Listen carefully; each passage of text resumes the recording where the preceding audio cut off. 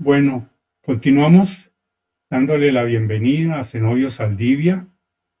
Maldonado, nuestro amigo de la Universidad Tecnológica Metropolitana de Santiago de Chile. Toma la palabra, Zenobio. Muchas gracias, mi estimado colega y amigo. La verdad es que,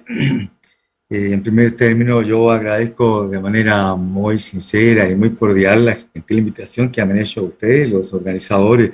a este importante evento académico Saldaña y Memoria, ¿no? Esto es a ustedes, doctor Carlos Luis Arboleda, de Colombia, y a la doctora Mari Paz Ramos, de la Universidad Nacional Autónoma de México, a quienes saludo con especial afecto, y por supuesto a mis colegas que nos acompañan aquí en esta mesa, y a los que están también y han estado participando en América todos estos 2 días de recuerdo, de conmemoración. Me he permitido titular estas notas de la siguiente manera: Juan José Saldaña, el adelantado de la historia de la ciencia en América. Debo señalar que yo no estuve mucho tiempo en contacto físico con Juan José Saldaña, pero sí mi interacción nunca se detuvo. Siempre estábamos en contacto epistolar o una petición para revisar algún artículo de la revista Quipú en su tiempo, o alguna invitación que me hacía para participar en algunos congresos e intercambios de libros que me parece que él estaba muy interesado porque quería tener el cuadro completo de los historiadores de la ciencia de América, y como que me parece que le faltaban de Chile, ¿no? Entonces, con mucho gusto interactuamos en ese sentido. Por ello, en esta ocasión quisiera compartir con vosotras y con ustedes, todos investigadores, colegas, investigadoras destacadas, algunos aspectos, ideas más bien centrales o matrices de la obra del exponente de la filosofía, las humanidades, la historia de la ciencia, que hoy recordamos y admiramos y que tuvimos el placer de conocer en Sonora, México, en el 2014. Yo diría que la primera parte es la cuestión académica. En rigor, su aporte académico no se articula únicamente en cuestiones de docencia relativas a la enseñanza de la filosofía e historia de la ciencia en México, ¿no? Como todos vosotros sabéis, sino que además de lo anterior, se guiaba por un amplio proyecto que tenía múltiples facetas. O cuando menos, desde nuestra modesta perspectiva, tenía 4 grandes ejes de acción. Entre estas, la docencia universitaria, que ya hemos mencionado, la creación de revistas orientadas a la difusión de la ciencia y la tecnología en América, como es el caso de la revista Quipú, fundada por él en el año 1984. Luego, la conducción de las tesis, ponencias, libros y ensayos de sus diversos discípulos, y ya también los colegas aquí que me antecedieron con la palabra lo han estado destacando de manera sistemática. Entonces, siguiendo en parte las orientaciones de su maestro Saldaña, estos jóvenes investigadores van articulando la marcha de la ciencia, no solamente en México, sino que en América entera. Pero además, él aspiraba a la creación de un centro internacional de investigaciones de la ciencia y la tecnología que pudiera aglutinar a destacados académicos e investigadoras para dar cuenta de la marcha de la ciencia en los países de nuestro querido continente americano. Pero no como lo que hoy está de moda, en el sentido de armar un constructo tipo observatorio que se percibe muy frecuentemente en nuestros días en las ciencias políticas, en las ciencias económicas, en las ciencias de la perspectiva, humanidades y otras, ¿no? En que se concentran para destacar y comentar la presencia de tal o cual incremento o una novedad específica, técnica o biográfica, ¿no? En rigor, la aspiración que tenía nuestro querido colega era mucho más allá, y pretendo tratar de, por lo menos, mostrar algunas de sus características y sus aspectos de este contexto que soñaba, ¿no? Y en el cual yo también me siento muy identificado. En parte logró esto del Centro de Investigaciones con la creación de la Sociedad Latinoamericana de Historia de la Ciencia y la Tecnología en México. Pero yo diría que su visión en cuanto a este centro de investigaciones era mucho más amplia. Aspiraba a consolidar desde México esta entidad relativa al conocimiento e hitos de la ciencia y la tecnología en nuestros países, con investigadores destacados de universidades latinoamericanas que eventualmente estuvieran al menos un semestre con un proyecto específico, enmarcados en el ideario de develar la marcha de la ciencia y la tecnología para ir armando una radiografía o reconstruir el gran cuadro de toda la marcha científica latinoamericana. Conversando con él en algunas ocasiones en la ciudad de Hermosillo, como ya dije, en el 2014,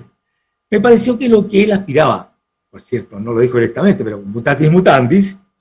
era aplicar un modelo de trabajo como el de Jean Piaget en Ginebra, que fundó en 1955 el Centro Internacional de Epistemología Genética, orientado, en su caso, a la consolidación de esta nueva disciplina y a expandir sus investigaciones sobre la construcción científica con sus métodos psicogenéticos, histórico-críticos y de cooperación interdisciplinaria.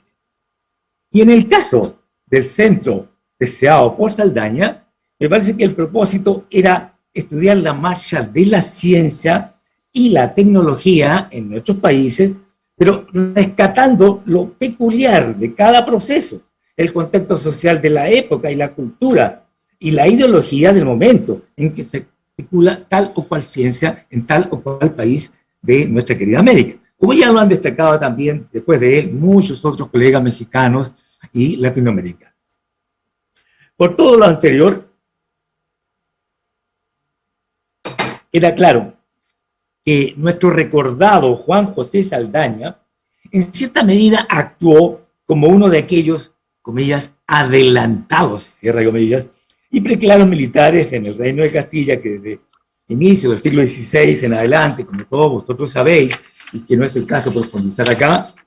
enviaba a conquistar las tierras ignotas de América Meridional y de América todo. Ahora bien, siguiendo con esta eventual metáfora, podemos preguntarnos, ¿y en nuestro tiempo de globalización y de acreditaciones urgentes universitarias, con qué se quedó Saldaña o con qué se adelantó él? Desde nuestra modesta perspectiva, creemos que él logró asentar en América el interés por desarrollar la historia de la ciencia en nuestro continente, como ya también lo han dicho muchas otras personas acá, tal como lo hiciera definitivamente a la manera de George Sarton en Estados Unidos desde los años 50 del siglo XX, enfatizando Sarton, en que la historia de la ciencia unifica el acervo científico y deja de manifiesto las facetas humanistas implícitas de sus exponentes en su propio desarrollo. Saldaña, por su lado, deja claramente establecido que la ciencia en América puede ser considerada como objeto de estudio identificable en su generalidad y en sus diferencias concretas. Otro de sus logros o percepción adelantada nos parece que fue el hecho de conectar la historia de la ciencia con miradas epistémicas y no puramente historiográficas. Este énfasis de Saldaña de matizar el análisis propiamente tal de la historia de la ciencia en América con la perspectiva epistemológica queda muy claramente de manifiesto cuando leemos ensayos suyos, tales como Marcos Conceptuales, La historia de las ciencias en Latinoamérica, Positivismo y Economicismo, por ejemplo, donde nuestro querido doctor deja de manifiesto la conveniencia de dejar atrás los enfoques puramente internalistas y eurocéntricos sobre el devenir de la ciencia en nuestros países latinoamericanos para rescatar lo particular de la construcción científica regional en relación a los aspectos sociales, culturales, ideológicos y políticos específicos de nuestros países y describir así cómo, en base a estos semblantes, se logra articular un entramado científico peculiar. Esto es una mirada adelantada sobre la historiografía de la ciencia latinoamericana, que pretende dejar atrás el eurocentrismo y el paradigma puramente descriptivo explicativo que estima que la marcha de la ciencia es un constructo homogéneo, internalista, que luego de su consolidación durante la revolución científica del siglo XVII y luego desde el siglo XVIII se expande con sus exponentes que estiman que la misma promoverá la modernidad y la occidentalización, favoreciendo la consolidación de los imperios mundiales, al decir del propio Saldaña, ¿no?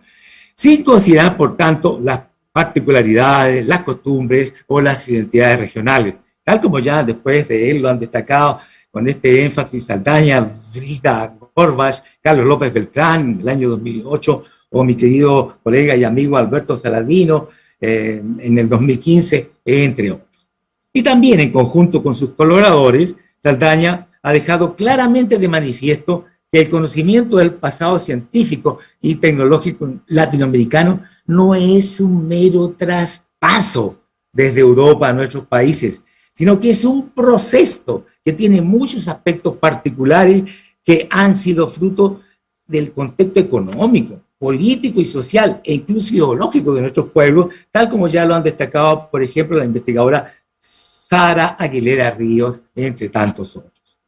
Pero lo más relevante no es únicamente su copiosa producción, sino el objeto de estudio que eligió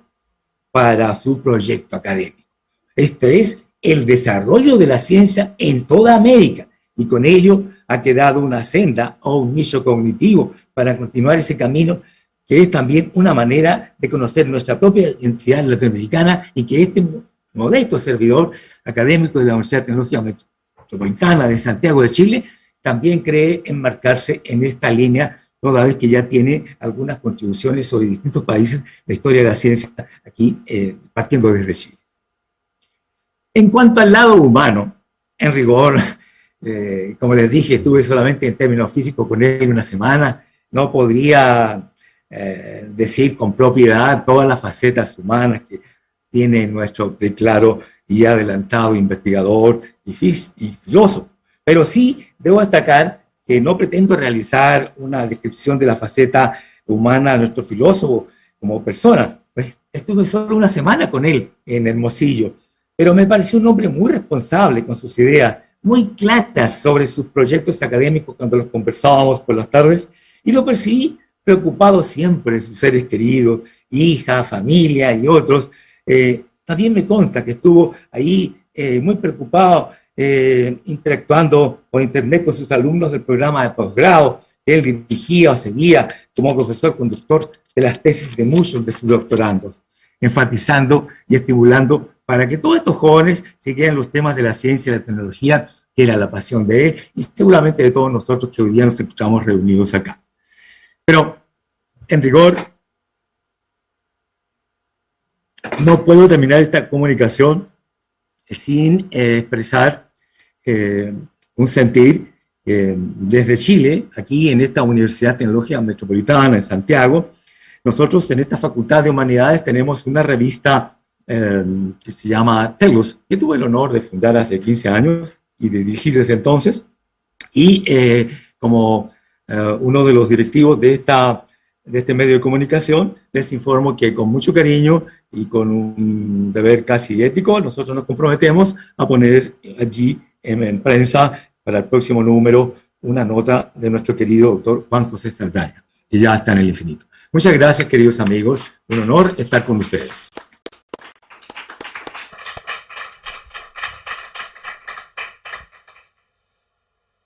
De nuevo me he perdido. Bueno, muchas gracias, Novio, muy amable por tu intervención. Tus recomendaciones serán tenidas muy en cuenta